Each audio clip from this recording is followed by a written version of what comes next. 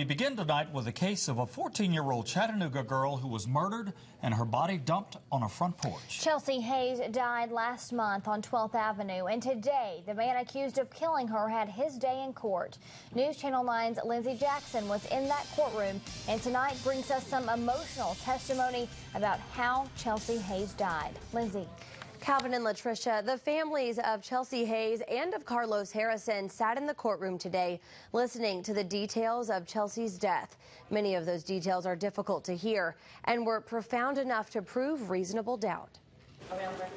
The first to take the stand today had testimony most difficult to take in. Dr. James Metcalf is a forensic pathologist at the Hamilton County Medical Examiner's Office. He's the one who performed 14-year-old Chelsea Hayes' autopsy. And what was the cause of death, sir? Blunt force trauma to head and neck. Dr. Metcalf found bruising on almost every part of Hayes' body, inside and out. Her face and neck were bruised, as were her kidneys, chest, and thighs.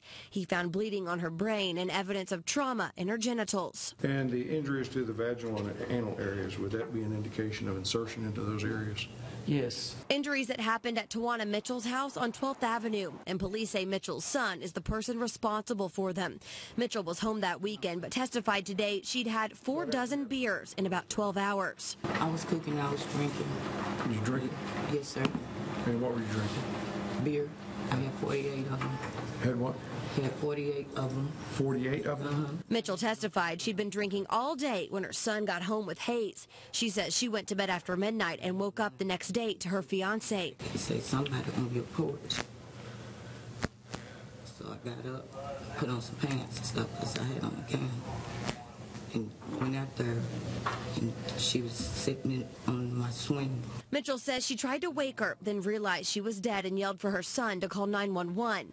When police arrived, Harrison first lied about the whole thing. Initially, he began to tell us that he didn't know who she was, that she just walked up to the house.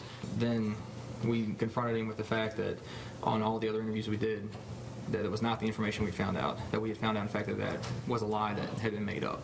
And so he finally said, well, okay, I brought her home the night before.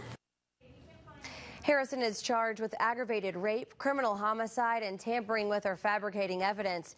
His case was bound over to the grand jury, and you can depend on us to continue following it. Latricia?